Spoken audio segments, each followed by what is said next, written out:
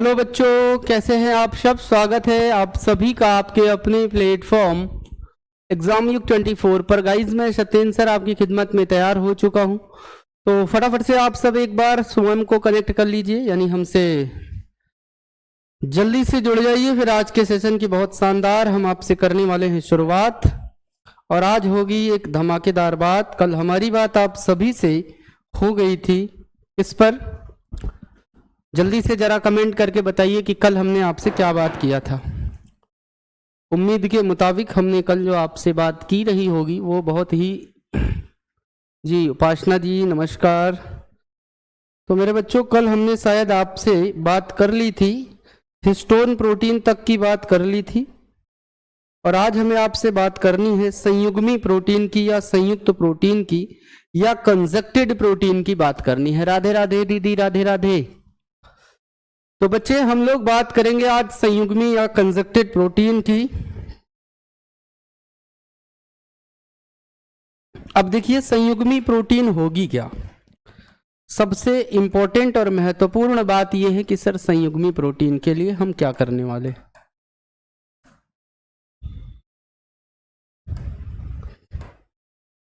रुक जाइए बच्चों, ये नाराज हो गया है, थोड़ा सही हो जाए तो फिर चले। तो आज हमारी बात संयुग्मी प्रोटीन की होगी, और संयुग्मी प्रोटीन में मेरे बच्चों हम लोगों ने ये बात पढ़ रखा था कि मास्टर यार ऐसी प्रोटीन, जाने दीजिए, गिर गई तो जाने दीजिए। रुको बच्चों, मार्कर ले लें तब।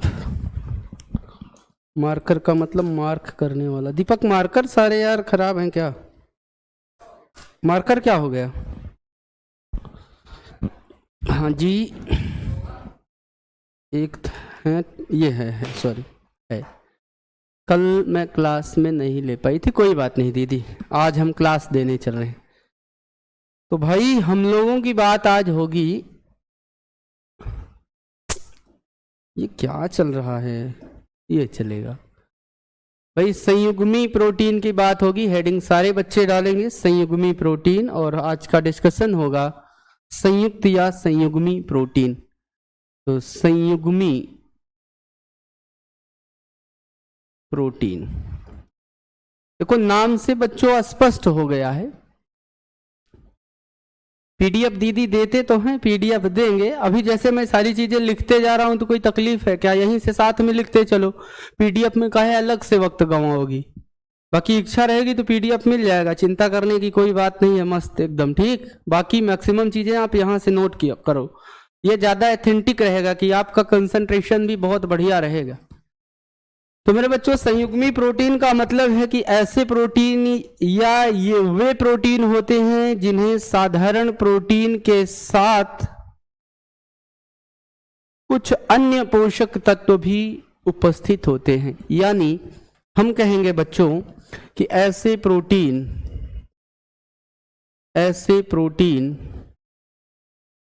जिनमें साधारण प्रोटीन के साथ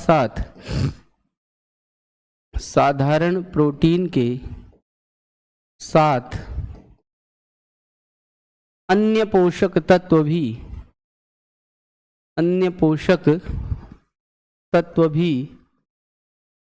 उपस्थित हों, उन्हें हम कहते हैं सर संयुग्मी प्रोटीन।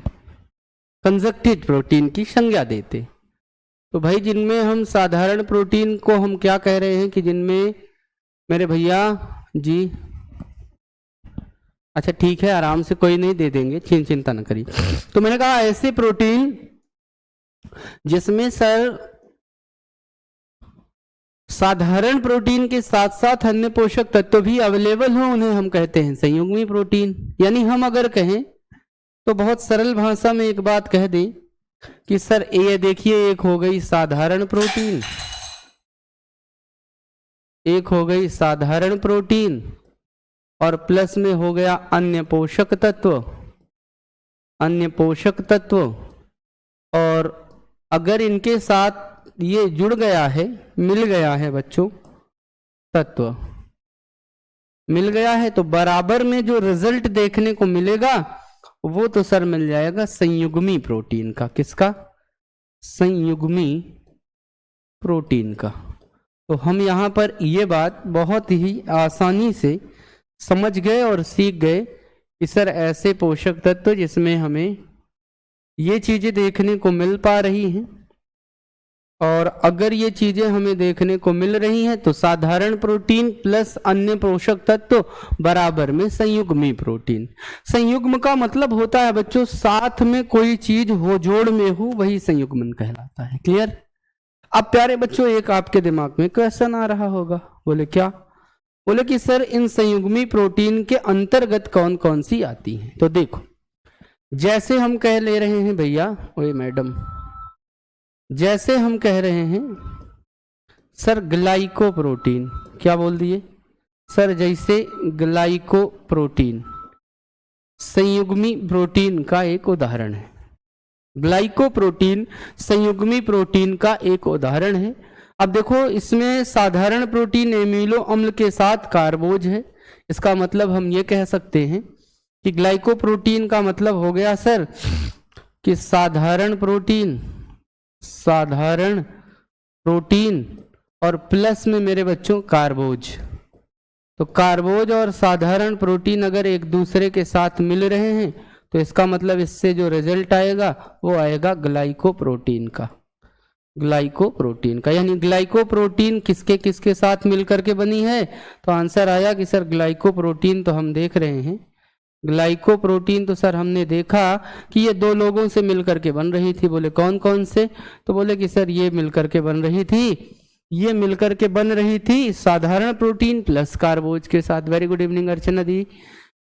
तो बच्चों हमने यहाँ देखा कि साधारण प्रोटीन यानी अमीनो एसिड के साथ, साधारण प्रोटीन में हमने क्या पढ़ा था कि ऐसे प्रोटीन जिनमें जल अपघटन की क्रिया हो या एंजाइम की क्रिया हो या ताप की क्रिया हो तो सीधे वो अमीनो एसिड में बदल जाए, ऐसे को साधारण कहेंगे। तो बोले साधारण और कार्बोज को मिला दो तो ग्लाइकोप्रोटीन मिलती है। और आपको सभी को पता होगा कि यह ग्लाइकोप्रोटीन जो होती है यह अंडे के सफेदी में प्रेजेंट होती है, सफेदी में पाई जाती है। तो मेरे बच्चों यह अंडे की सफेदी में पाई जाती है, यह हर बच्चा ध्यान रखेगा। अंडे की सफेदी में पाई जाने वाली प्रोटीन का नाम बताओ। आंसर करना है सर ग्लाइकोप्रोटीन नाम होगा। ठीक है, यानी मेरे प्यारे बच्चों इतनी बात हम आप सभी को बता दिए हैं। ठीक, चलिए जैसे आप देखेंगे म्यूसिन एक प्रोटीन है, तो म्यूसिन भी इस वर्ग का उदाहरण है। आप कह सकते हैं म्यूसिन इस वर्ग का उदाहरण है। यहां तक की बात मुझे नहीं लगता कि आपको तकलीफ दे रही होगी। इतनी बातें क्लियर हो गई होंगी मेरे बच्चों। और फटाफट से लिखते रहा करो, या तो जो भी जैसा हो वैसा किया करो। एक बार हमारे साथ चाहे लाइव लिखा करो चाहे जो हो। हाँ प्रिया, लाइपो ग्लाइको सब है, सबके बारे में बताऊंगा अभी ना कि कौन में क्या क्या है। जैसे ये पूछ लेती कि ग्लाइकोप्रोटीन मिश्रण है तो आंसर करना साधारण प्रोटीन और प्यारे बच्चों किसका मिश्रण है ये? तो यहाँ आप देख रहे हो कि साधारण प्रोटीन और कार्बोज के मिश्रण से ये तैयार हो रही है लाइपोप्रोटीन। ठीक है, तो ये चीज को हमें थोड़ा सा और गंभीर होना है इसको लेकर के मेरे बच्चों। ठीक, ये चीज पर थोड़ा सा हमें फोकस रहना है, ये बात ध्यान रखना। ठीक, क्लियर है? हाँ आकांक्षा बताएं। हेलो, हाय, कैसी हैं दीदी? ठीक है, आगे चले। चलो, ये तो हो गई मेरे बच्चों आपकी ग्लाइकोप्रोटीन।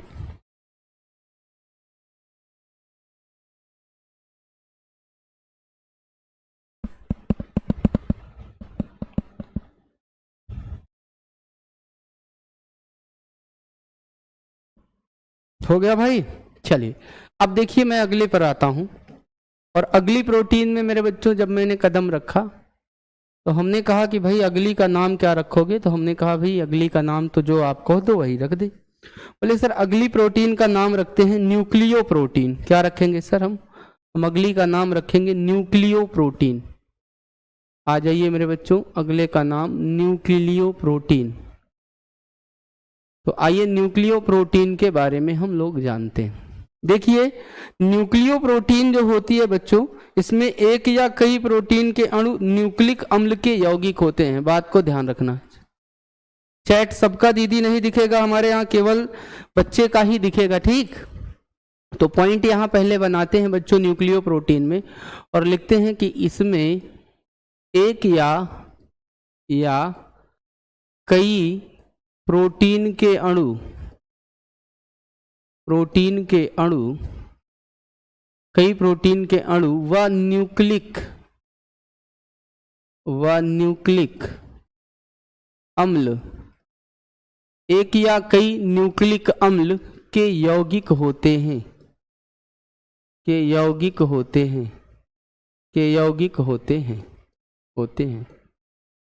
क्लियर है।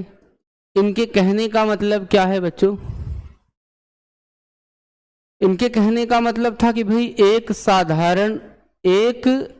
या एक से अधिक, देखो यहीं एरो अधिक का भी लगा दे रहा हूं, एक या एक से अधिक साधारण प्रोटीन और प्लस में मेरे प्यारे बच्चों हमारे यहाँ न्यूक्लिक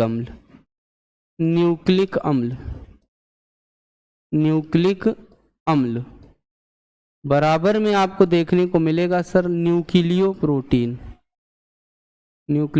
प्रोटीन। आ जाइए, इनको हम एक कोष्ठक में बंद कर लेते हैं प्यारे बच्चों, तो इससे हमें एक आइडिया ये लग जाएगी कि हमारे यहाँ न्यूक्लियो प्रोटीन में क्या क्या चीज़ें देखने को मिलती हैं, ठीक है। चलो भाई, ये हो गई हमारी न्यूक्लियो प्रोटीन। ये थोड़ा सा फीका कलर होता है तो ये दिखता अच्छा है, ठीक है भैया। फॉर एग्जाम्पल अगर हम ऐसे एज ए एग्जाम्पल करें मेरे बच्चों, तो एज ए एग्जाम्पल मेरे बच्चों जैसे आपकी हो गई थाइमो न्यूक्लिक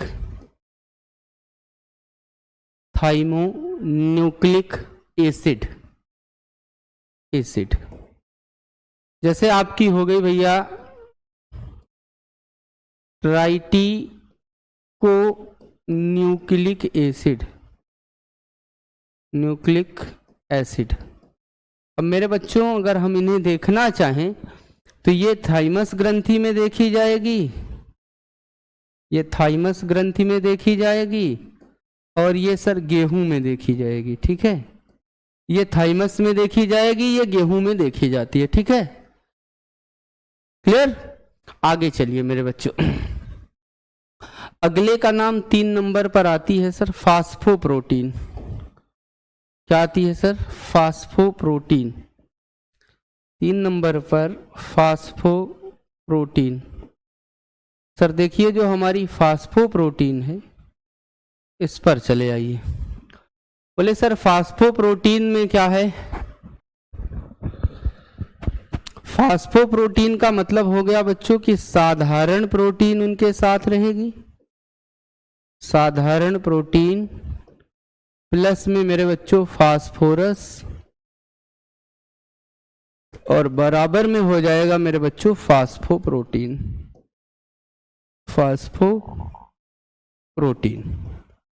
अब अगर आप इन्हें क्लोज करना चाह रहे हैं तो साधारण प्रोटीन प्लस फास्फोरस आपस में मिलान करा दो, ये फास्फोप्रोटीन के उदाहरण आपके लिए तैयार हो जाएंगे, ठीक है। ये हो गई मेरे बच्चों फास्फोप्रोटीन। यहां से बातें हमारी आधी से ज्यादा क्लियर हो गई होंगी, ठीक है। चलिए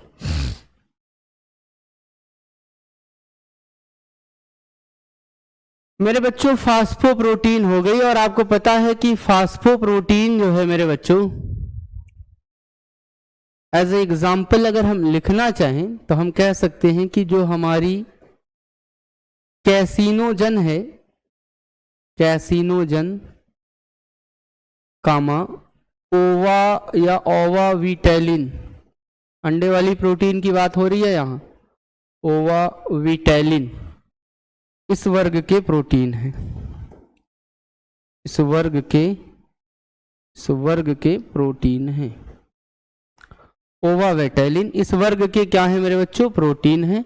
और ये अगर देखोगे कैसिनोजिन तो दूध में प्रेजेंट होती है, ओवा वेटेलिन अंडे की जर्दी में पाई जाती है, अंडे की जर्दी में पाई जाती है।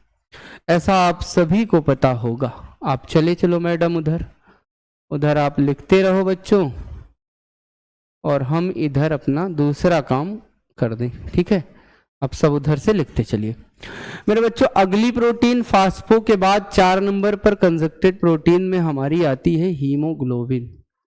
क्या आती है सर? हीमोग्लोबिन आती है, यह ध्यान रखना है।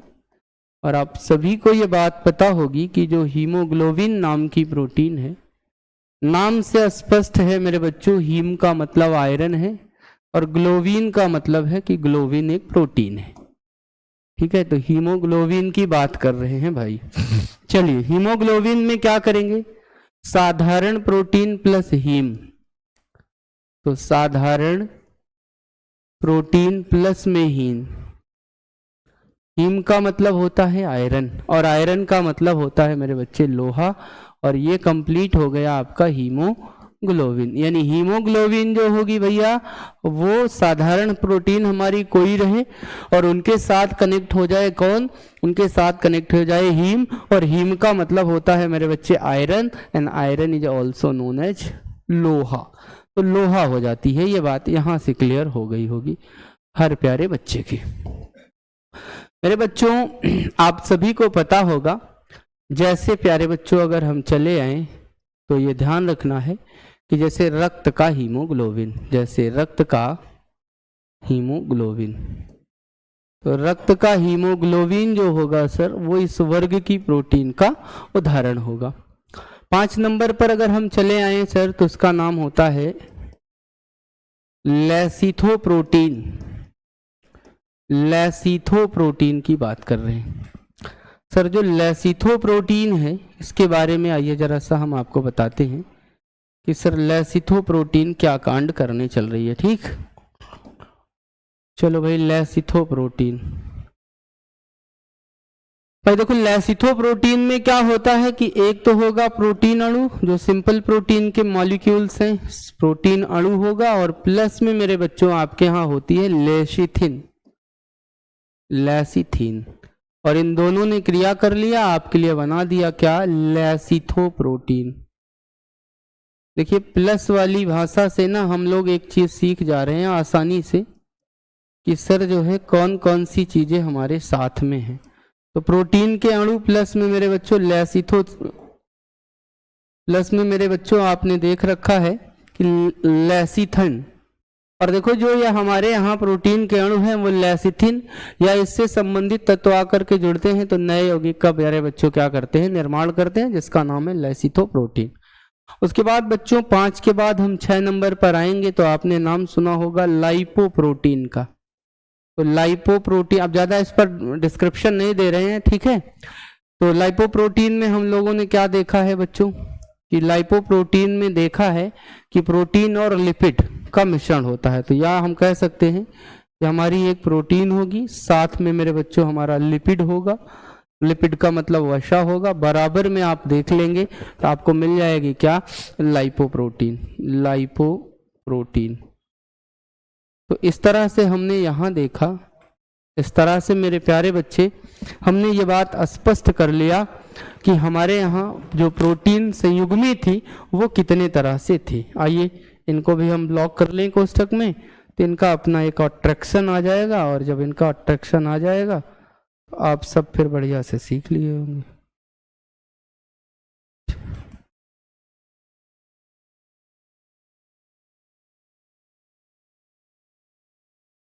चलो भाई, कोई नहीं, यहाँ से हमने इनको क्या किया है,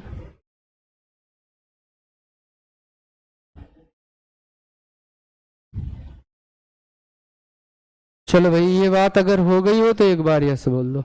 तो नंबरिंग कर दिया, ये हमारे यहाँ थी मेरे बच्चों 2 नंबर की, ये हमारे यहाँ 2 नंबर पर थी, 3 नंबर, 4 नंबर, 5 नंबर और 6 नंबर हमने आपको अलग अलग बताया। बोलो यहाँ तक की बातें अगर आपकी क्लियर हो तो बता दीजिए मुझे। हाँ सर क्लियर है, तो मैं थोड़ा सा और आगे बढ़ चलूँ, ठीक है।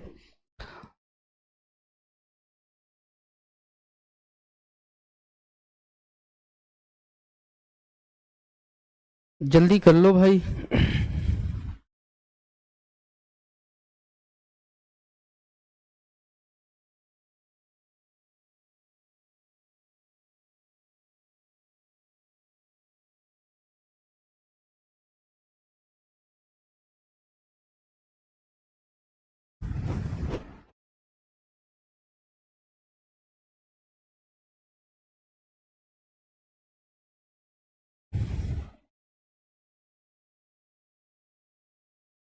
हो गया भाई? तो भैया इस तरह से हमने साधारण प्रोटीन की बात किया है। अब मैं बात करूंगा बच्चों व्युत्पन्न प्रोटीन की बात करूंगा, जो कि हम लोगों ने ये देखा था कि ये जो व्युत्पन्न प्रोटीन थी वो हमें मिलती कैसी थी। ठीक है, ये जो व्युत्पन्न प्रोटीन थी प्यारे, ये हमें मिलती कैसे थी, इन पर हम चर्चा आप सभी से करने वाले हैं।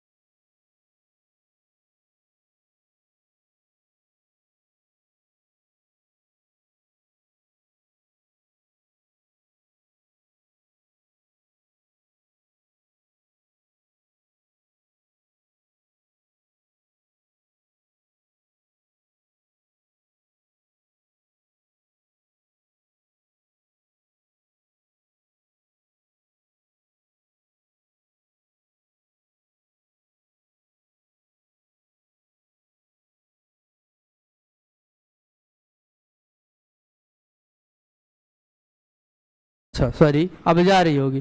जब हमारी एंजाइम क्रिया करती थी मेरे बच्चों, तो एंजाइम जब क्रिया करती थी तो मेरे बच्चों एंजाइम की क्रिया के पश्चात कुछ ना कुछ रिजल्ट निकलता था। जैसे पेप्टोन्स निकलते रहे होंगे, जैसे पेप्टाइड्स निकलते होंगे, जैसे पॉलीपेप्टाइड निकलते रहे होंगे। तो ये डेराइव्ड प्रोटीन है मेरे बच्चों। ठीक है, क्लियर? तो एंजाइम क्रिया के विखंडन द्वारा, एंजाइम क्रिया के विखंडन द्वारा प्राप्त प्रोटीन क्या कहलाती है मेरे बच्चे?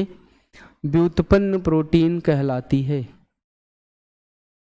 व्युत्पन्न प्रोटीन कहलाती है। ठीक है, तो क्या कहलाती है सर? व्युत्पन्न प्रोटीन कहलाती है। फॉर एग्जाम्पल, अगर हम एग्जाम्पल के लिए बताएं तो सर जैसे हमारी पेप्टोन हो गई, पॉलीपेप्टाइड हो गई सर, पॉलीपेप्टाइड हो गई, तो पेप्टोन हो गई सर, पॉलीपेप्टाइड हो गई और पेप्टाइड हो गई तथा पेप्टाइड हो गई। ये सब ऐसी प्रोटीन्स हैं जो हमारे यहाँ, आवाज अब तो जा रही होगी भाई, पशना आवाज जा रही होगी, दीदी प्रिंसी आवाज जा रही होगी, अर्चना जा रही हो, अब जा रही आवाज ना? तो मैंने कहा कि ताप क्रिया व जल विश्लेषक क्रिया या एंजाइम क्रिया के विखंडन द्वारा प्राप्त प्रोटीन हमारी व्युत्पन्न प्रोटीन कहलाती है। और इस व्युत्पन्न प्रोटीन के अंतर्गत हमने देखा कि पेप्टोन्स हैं, पॉलीपेप्टाइड्स हैं और मेरे प्यारे बच्चों आपकी पेप्टाइड्स आती हैं। ये बात क्लियर हो चुकी होगी। क्लियर? अच्छा, ये सभी क्या हैं सर? ये सभी अमीनो एसिड के मिश्रण होते हैं, ये बात दिमाग में रखना है। और व्युत्पन्न प्रोटीन को दो वर्गों में बांटा गया है, तो हम कहेंगे कि इन्हें दो वर्गों में बांटा गया है। हमारे यहाँ डेराइव्ड प्रोटीन को दो वर्गों में बांटा गया है, दो वर्गों में, दो डेराइव्ड प्रोटीन को दो वर्गों में बांटा गया है, बांटा गया है। बोले सर इन्हें दो वर्गों में बांटा गया है? बोले हाँ जी। बोले कौन कौन से? तो इन्होंने कहा कि नंबर 1 पर है हमारी प्राथमिक व्युत्पन्न प्रोटीन। क्या नाम है? प्राथमिक व्युत्पन्न प्रोटीन, व्युत्पन्न प्रोटीन। और नंबर 2 पर है सर द्वितीयक व्युत्पन्न प्रोटीन, द्वितीयक यानी सेकेंडरी डेराइव्ड प्रोटीन, द्वितीयक व्युत्पन्न प्रोटीन। तो दो तरह से ये हमारे यहाँ बांटी गई हैं। एक सर हमारी प्राथमिक व्युत्पन्न प्रोटीन है और दूसरी हमारी द्वितीयक व्युत्पन्न प्रोटीन है, प्राइमरी, और दूसरी हमारी सेकेंडरी। बोले यहाँ तक दिक्कत तो नहीं होनी चाहिए? बोले सर नहीं दिक्कत है। तो हमने कहा अगर दिक्कत नहीं है तो सबसे पहले अब हम डिस्कस करेंगे प्राथमिक व्युत्पन्न प्रोटीन, प्राइमरी प्रोटीन जो हमारी डिवाइड की गई है। तो पहले का नाम यहां मेंशन करते हैं सर प्राथमिक व्युत्पन्न प्रोटीन, प्राथमिक व्युत्पन्न प्रोटीन। आइए जरा सा ध्यान देते हैं कि सर ये जो हमारी प्राथमिक व्युत्पन्न प्रोटीन है ये कैसी है, क्या इनके अंदर क्वालिटीज देखने को आप सभी को मिलेंगी। ठीक है, तो भाई प्राथमिक व्युत्पन्न प्रोटीन में हम क्या करने चल रहे हैं, जरा ध्यान से बात को समझ। बच्चों इन्होंने कहा कि प्राथमिक व्युत्पन्न प्रोटीन भी 3 तरह से देखने को मिलेगी। बोले कौन कौन से? इसने कहा कि सर प्रोटीन देखने को मिलेगी, मेटा प्रोटीन देखने को मिलेगी और जमे हुए प्रोटीन आपको देखने को मिलेंगे। मतलब ये 3 तरह से कौन कौन से हैं? तो बोले कि सर 1, 2 और 3। बोले कौन? तो बोले एक तो सर आपको मिलेगी प्रोटीन देखने को, एक तो देखने को मिलेगी सर आपको मेटा प्रोटीन। बोले सर एक प्रोटीन आपको देखने को मिलेगी जमे हुए प्रोटीन, जमे हुए प्रोटीन। तो कुल मिला के हमने यहाँ कितनी बार देखा? 3 चीजें देखी।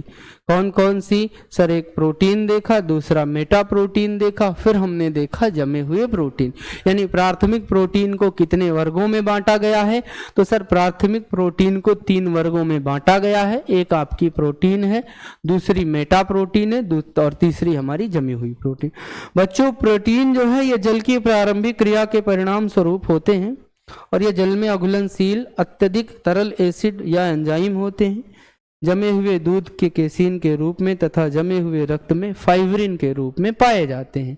यानी हम अगर बात करेंगे आपके पहले प्रोटीन पर, तो आइए कैसे करेंगे। इन लोगों को आप इधर से उतारते रहें अपने स्टाइल में, हम लोग इधर से काम को अंजाम देते रहेंगे मेरे प्यारे बच्चों। ठीक है, तो आ जाइए मेरे बच्चे, सबसे पहले हम बात करेंगे प्रोटीन पर। इन्होंने कहा कि सर ये जो हमारी प्रोटीन है इसके बारे में आपका क्या कहना है? तो मैंने कहा मेरा कहना ये है कि भाई ये जल प्रारंभिक क्रिया के परिणाम स्वरूप प्राप्त होते हैं। ये जल प्रारंभिक क्रिया के परिणाम स्वरूप प्राप्त होते हैं, परिणाम स्वरूप प्राप्त होते हैं, प्राप्त होते हैं। क्लियर है? ये जल में अघुलनशील और तरल एसिड, पॉइंट लगा लेना कि ये जल में अघुलनशील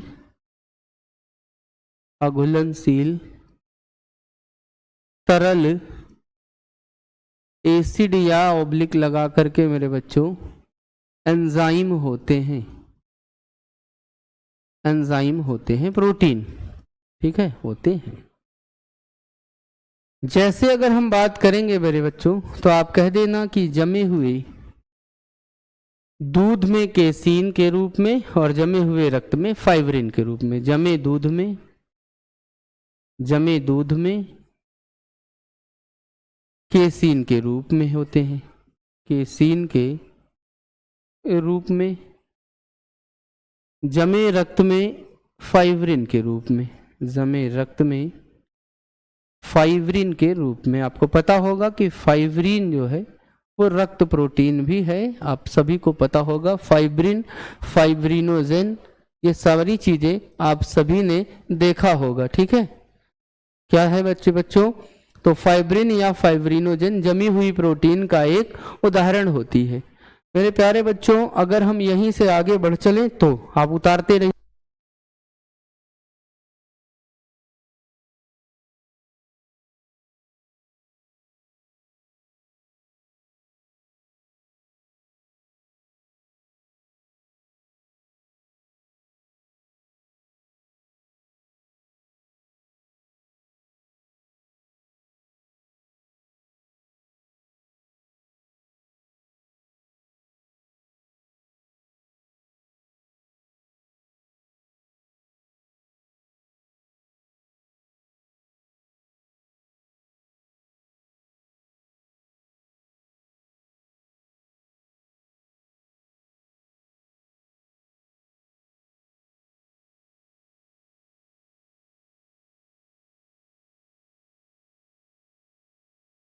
तो मेरे बच्चों ये बात हो गई।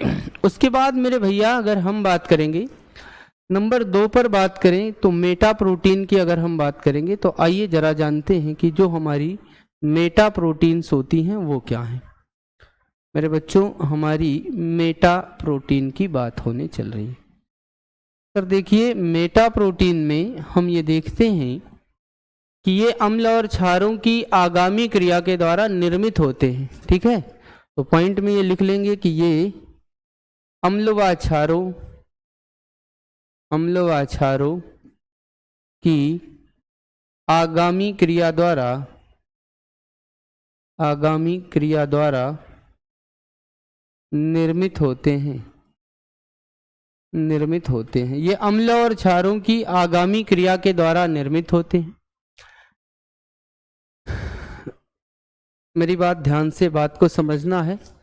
और इस समूह के अंतर्गत कौन कौन से लोग आते हैं, तो इनके अंतर्गत, इनके अंतर्गत अगर हम बात करना चाहें तो कह सकते हैं acid, protein, acid, protein, albumin, albumin, albumin के अतिरिक्त सेंटोनिन, सेंटोनिन, और साथ ही साथ क्षारीय प्रोटीन, क्षारीय प्रोटीन। और मेरे प्यारे बच्चों, क्षारीय प्रोटीन का मतलब जो हमारी एल्कलाई प्रोटीन होगी वो क्षारीय एल्बुमिन, क्षारीय एल्बुमिन। और मेरे बच्चों, एल्बुमिनेट सम्मिलित हैं।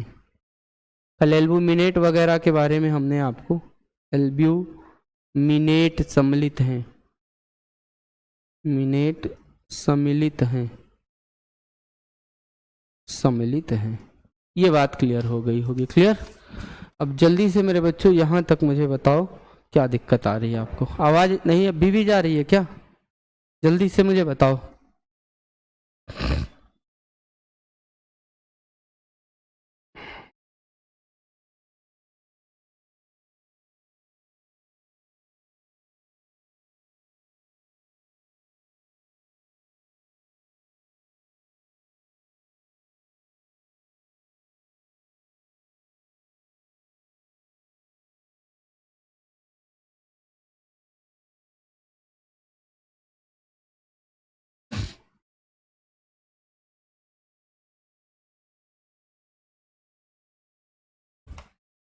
हो गया भाई?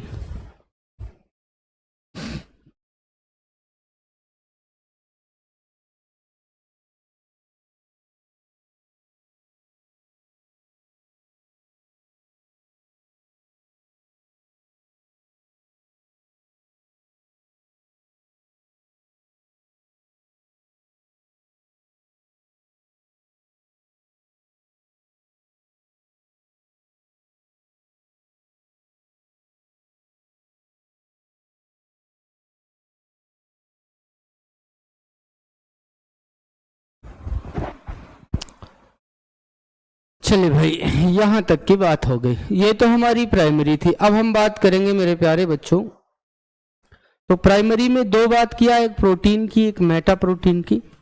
अब जो मेरी बात होने चल रही है बच्चों, वो बात होगी मेरे प्यारे बच्चों आप सभी से जमे हुए प्रोटीन की। आइए जरा ध्यान देते हैं।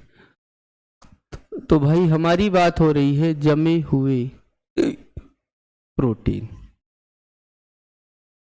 आइए इनकी बात करते हैं कि सर ये जो जमे हुए प्रोटीन हैं ये हमें देखने को कहाँ मिलेंगे, कैसे मिलेंगे। ठीक, तो जमे हुए प्रोटीन पर चर्चा चल रही है। कंसंट्रेट हो जाएं, मजबूती से पढ़ते चले बस। भाई देखिए, जमे हुए प्रोटीन की अगर हम बात आप सभी से करेंगे, थैंक यू दीदी, तो जमे हुए प्रोटीन में हम ये देखेंगे कि ये जल में अघुलनशील होते हैं और इनका निर्माण दो तरह से होता है। पहला पॉइंट हमारा क्या बनेगा, ये इनका पहला पॉइंट बनेगा कि सर ये जल में अघुलनशील है, जल में अघुलनशील प्रोटीन होते हैं, ये जल में अघुलनशील प्रोटीन है। ठीक है, पहला पॉइंट हो गया। और इनका निर्माण दूसरे पॉइंट में, इनका निर्माण दो प्रकार से होता है, दो प्रकार से होता है। तो इनका निर्माण कितने प्रकार से होता है सर? दो प्रकार से इनका निर्माण देखने को मिलता है। बोले सर दो प्रकार में वो कौन कौन से? पहला प्रोटीन पर ताप क्रिया से।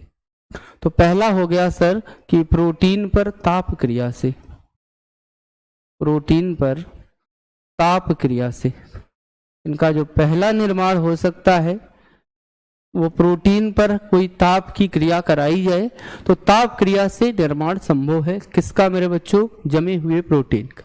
और दूसरा मेरे बच्चों प्रोटीन पर मादक द्रव की क्रिया से। नंबर दो, प्रोटीन पर मादक द्रव की क्रिया से, प्रोटीन पर मादक द्रव की क्रिया से, मादक द्रव की क्रिया से। तो प्रोटीन पर मादक द्रव की क्रिया से इनका निर्माण संभव है और मेरे बच्चे ताप से इनका निर्माण संभव है। आप सभी को पता हो गया होगा कि जैसे उबले हुए अंडे की एल्बुमिन, फॉर एग्जाम्पल जैसे उबले अंडे की एल्बुमिन, उबले अंडे की एल्बुमिन जो होगी वो मेरे बच्चों आपके जमे हुए प्रोटीन का उदाहरण होगी। एल्ब्यूमिन होता है, एल्ब्यूमिन होता है मेरे बच्चों, यहां देखिएगा एल्ब्यूमिन होता है, एल्ब्यूमिन। ठीक है, तो जैसे उबले हुए अंडे की एल्ब्यूमिन होती है मेरे बच्चे, वो हमारी द्वितीयक प्रोटीन में, सॉरी प्राइमरी प्रोटीन में जमे हुए प्रोटीन का उदाहरण होती है। अब देखिए यहीं से हम बात करेंगे हम अपने अगले नंबर 2 पर, जो हमारी व्युत्पन्न प्रोटीन है जमी हुई प्रोटीन में। इसके बाद से हम व्युत्पन्न द्वितीयक प्रोटीन की बात करेंगे। तो व्युत्पन्न द्वितीयक प्रोटीन, आइए जरा ध्यान से इनके बारे में पढ़ते हैं। बच्चों देखो, इनको हम लोग गौड़ प्रोटीन की भी संज्ञा दे सकते हैं या देते भी हैं कि सर ये गौड़ प्रोटीन के अंतर्गत आते हैं क्या? तो हमने कहा हाँ जी, देखते हैं इनमें क्या क्या चीजें संभव है। तो मेरा प्यारा बच्चा यहाँ देख रहा है कि हम अगली बात जो करने चल रहे हैं वो करने चल रहे हैं यार द्वितीयक प्रोटीन पर।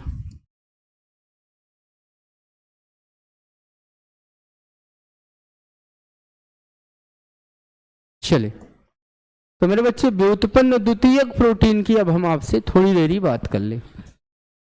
प्यारे बच्चों, आप सभी को यह बात बहुत बेहतर तरीके से पता है कि जब ताप के प्रभाव से जल विश्लेषण तथा पाचक रसों की क्रिया के पश्चात, यानी जब हम कुछ चीजें खा रहे हैं तो हमारे जो पाचक रस हैं जिनमें हमारे पाचक एंजाइम भी इंक्लूड हैं, तो वो पाचक एंजाइम जो है मेरे बच्चे सरल और संयुक्त प्रोटीन का पुनः विखंडन कर देते हैं, जिससे व्युत्पन्न प्रोटीन का निर्माण होता है। यानी सरल और संयुक्त प्रोटीन के विखंडन से जो हमें प्रोटीन मिल रही है वो व्युत्पन्न प्रोटीन मिल रही है। लेकिन हमें यहाँ ये बात को देखना और जानना आवश्यक है कि मेरे बच्चों पाचन क्रिया के समय पाचक रसों की क्रिया के कारण, देखिए जैसे हम यहाँ कर रहे हैं कि पाचन क्रिया में, जैसे बच्चों हम करेंगे पाचन क्रिया में, पाचन क्रिया में पाचक रसों की क्रिया, तो पाचन क्रिया में मेरे बच्चों पाचक रसों की क्रिया के कारण आप सभी को पता होगा कि क्या क्या मिलते हैं। तो बोले कि सर जैसे हमें देखने को मिलते हैं पेप्टोन्स, क्या देखने को मिल रहे हैं भैया? प्रोटीन ने क्रिया किया, पेप्सिन ने क्रिया किया तो बन गया क्या बच्चों? पेप्टोन्स बन गया। फिर देखो वहीं से प्रोटीओसस भी बन जाता है, प्रोटीओसस बन जाता है। और अगर ये क्रियाएं हमारे यहाँ आगे बढ़ती चली जाती हैं तो पेप्टाइड्स और पॉलीपेप्टाइड्स में कन्वर्ट हो जाती हैं, पेप्टाइड्स में कन्वर्ट हो जाती हैं सर, और सर ये पॉलीपेप्टाइड्स में कन्वर्ट हो जाती हैं। पॉलीपेप्टाइड्स में क्या होती हैं? बदल जाती हैं। तो पेप्टाइड्स, पॉलीपेप्टाइड्स आदि का निर्माण होता है। तो ये व्युत्पन्न गौण प्रोटीन के नाम से जाने जाते हैं। ठीक है, तो क्या कहेंगे मेरे बच्चे? आदि, यहां पर मेरे बच्चों लिखेंगे पेप्टाइड्स का निर्माण होता है, का निर्माण होता है।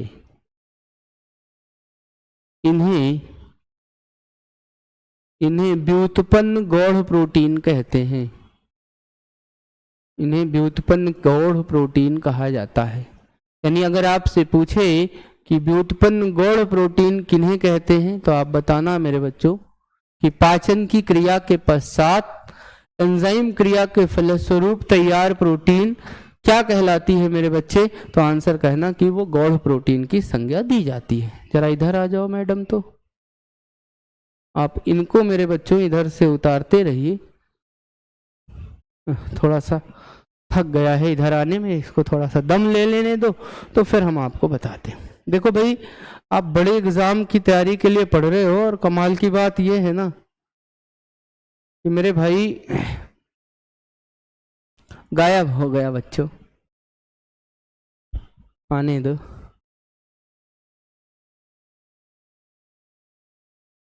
ए दीपक, तो मेरे प्यारे बच्चों ये बात हमारी थी, और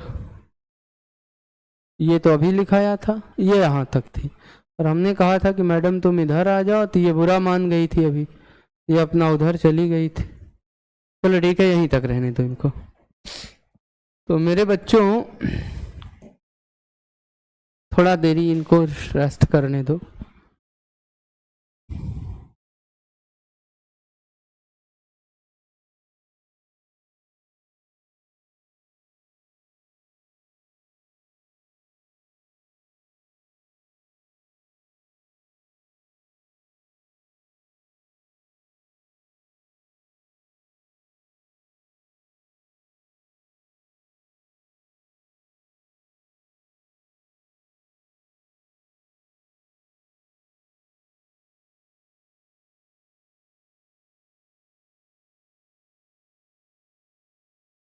हो गया भाई? तो चलो यहाँ हम आगे बढ़ते हैं। तो यहाँ हमने देखा कि भाई पेप्टोन्स और प्रोटीओसस हो गई, पेप्टाइड्स हो गई, और पॉलीपेप्टाइड्स जो हो गई मेरे भैया, वो एक एग्जाम्पल बन करके हमारे यहाँ आ गई है। और वो किसका एग्जाम्पल बन करके आ गई मेरे बच्चों? वो हमारे यहाँ सर एग्जाम्पल बन के आई व्युत्पन्न द्वितीयक प्रोटीन की, जिन्हें हम व्युत्पन्न गौण प्रोटीन की भी संज्ञा हमने दिया है। यानी पेप्टोन, पॉलीपेप्टाइड, पेप्टाइड्स और मेरे बच्चों प्रोटीओजस जो हैं, ये हमारे यहाँ द्वितीयक गौण प्रोटीन के उदाहरण हैं। अब मेरे प्यारे बच्चों आप सभी हेडिंग डालेंगे कि जो हमारी प्रोटीन है उस प्रोटीन के क्या क्या गुण होते हैं। आइए जरा ध्यान देते हैं, ठीक है? तो हेडिंग पड़ेगी प्रोटीन के गुण। चलो भाई,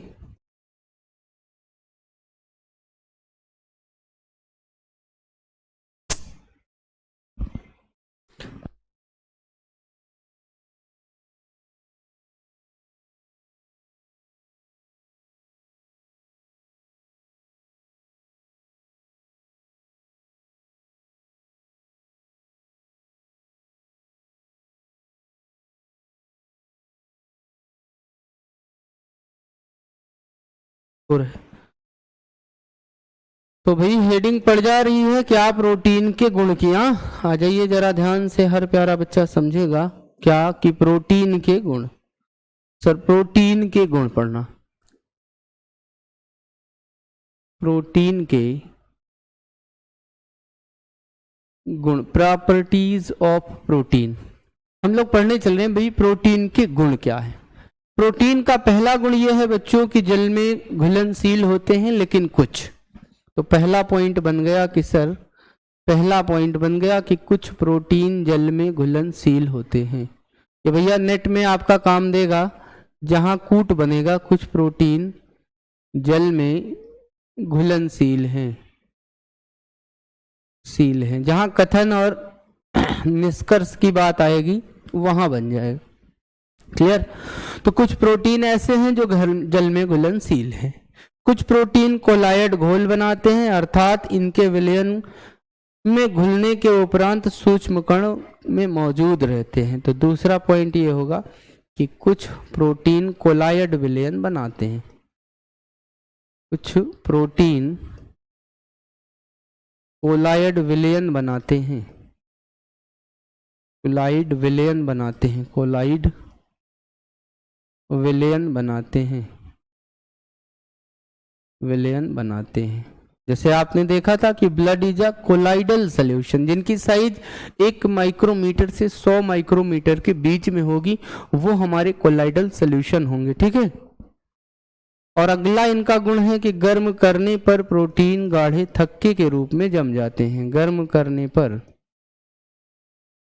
गर्म करने पर प्रोटीन गाढ़े थक्के के रूप में, गाढ़े थक्के के रूप में जम जाते हैं।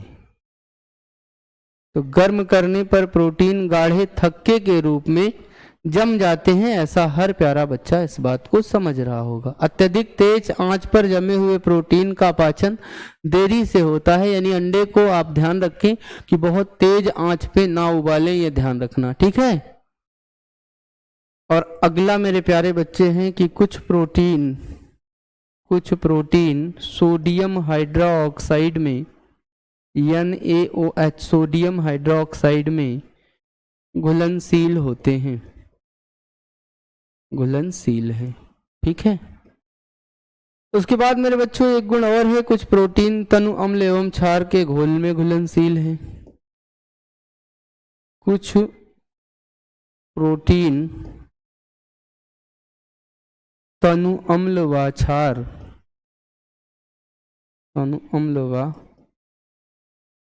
क्षार के घोल में घुलनशील है, घुलनशील है।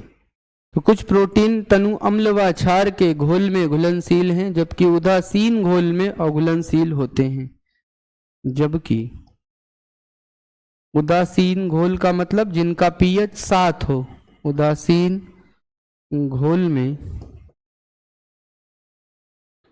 अघुलनशील होते हैं, शील होते हैं।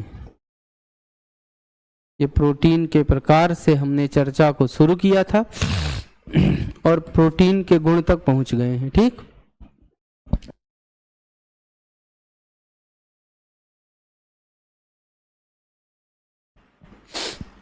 जल्दी से। तो फिर मेरे बच्चों कुछ और भी बातें हमें आपसे करनी है। अब फिर हम प्रोटीन की उपयोगिता की बात करेंगे, फिर प्रोटीन के कार्य की बात करेंगे, क्या क्या चीजें हैं वो सारी चीजें निपटा देंगे हम। ठीक।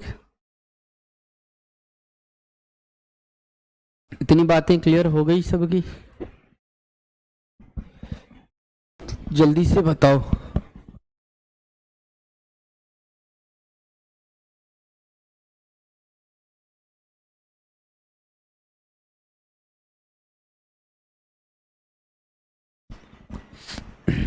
तो मेरे बच्चों आगे बढ़ चलें अब यहां तक।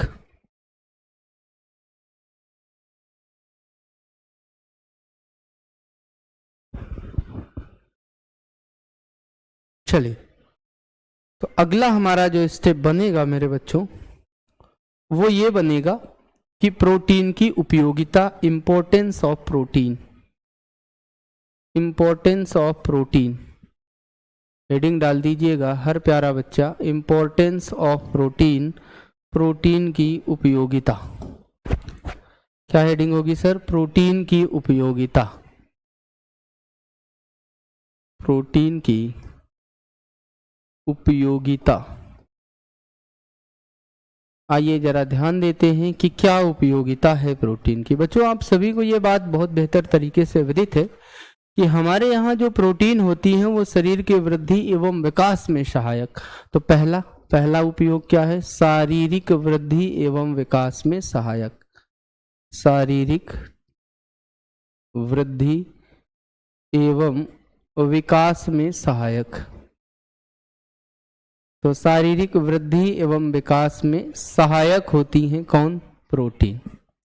दूसरा मेरे बच्चों यह है तंतुओं के पुनर्निर्माण में सहायक। तंतुओं के पुनर्निर्माण में सहायक। तंतुओं के पुनर्निर्माण में सहायक। तंतु के पुनर्निर्माण में सहायक होती हैं। और क्या काम करती हैं सर? ऊर्जा उत्पादन हेतु। ऊर्जा उत्पादन हेतु।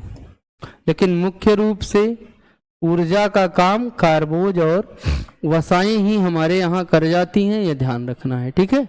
उसके बाद बच्चों एंजाइम हार्मोन के निर्माण में सहायक। एंजाइम हार्मोन के निर्माण में सहायक। यानी इतनी जगहों पर ये हमारी जो प्रोटीन है वो उपयोगी है।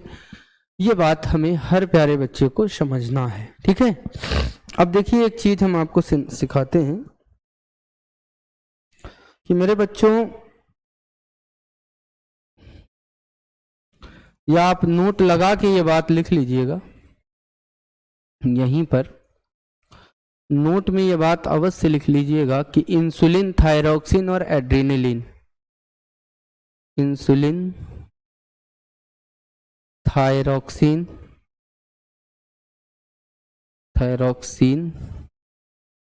व एड्रेनलिन,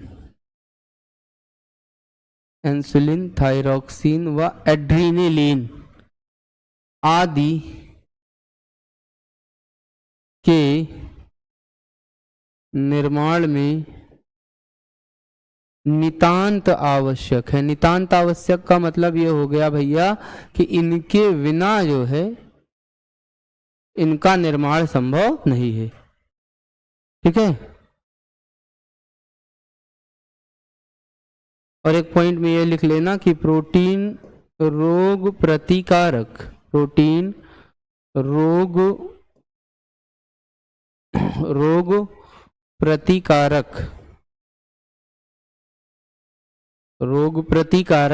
पदार्थों को भी उत्पन्न करने में सहायक। प्रतिकारक पदार्थों को उत्पन्न करने में सहायक होती हैं, ठीक, सहायक होती हैं। इतनी बात मेरा प्यारा बच्चा सीख ले तो फिर मैं कल के लिए जो हेडिंग डालूंगा वो मानव शरीर में प्रोटीन के कार्य, कल की हेडिंग आप लोग तैयार कर लीजिएगा अभी से, और वो होगी मानव शरीर में प्रोटीन के कार्य, ठीक है। मानव शरीर में प्रोटीन के कार्य, यहां से चर्चा मैं नेक्स्ट करूंगा। मानव शरीर में प्रोटीन का कार्य, मानव शरीर में प्रोटीन का कार्य क्या होगा बच्चों, यहाँ हम आप सभी से चर्चा करेंगे। लेकिन वो चर्चा में है खर्चा, किसका खर्चा होना है मेरे बच्चों? वक्त का, तो सो वक्त गवाही नहीं देगा। तो कल हमारी जो चर्चा आप सभी से होगी वो होगी मानव शरीर में प्रोटीन के कार्य की। तो क्या कार्य करती है हमारे यहाँ मानव शरीर में प्रोटीन, इनकी चर्चा हम आप सभी के बारे में कल बताएंगे कि शरीर के निर्माण का कार्य करती है भाई, टूट फूट की मरम्मत करती है, चोट लगने पर घाव भरने का काम करती है, शरीर की क्रियाओं को नियमित करने का काम करती है, और साथ ही साथ मेरे प्यारे बच्चों यह क्या करती है, नेत्रों में पाए जाने वाले रेडॉक्सिन पदार्थ जो दृष्टि प्रदान करते हैं उनके सहायता करती है, रोगों से बचाव करती है, बफर की भांति हमारे यहाँ ये कार्य करती है, पोषक तत्वों का संवहन करती है, शरीर को शक्ति प्रदान करने का ये कार्य करती है। कल हम इन पर चर्चा आप सभी से करेंगे। आज के लिए बस इतना ही, शेष बात और मुलाकात वो हम आपसे करेंगे कल। तब तक के लिए नमस्कार और शुभकामना कि आपका संघर्ष जल्दी खत्म हो। ईश्वर आप सभी को सद्बुद्धि के साथ सफलता दे। बस वही बात, ना रुकी वक्त की गर्दिश और ना जमाना बदला, पेड़ सूखा तो परिंदों ने ठिकाना बदला। तो मेरे बच्चों मिलेंगे अब हम आपसे कल, तब तक के लिए नमस्कार, जय हिंद। हाँ।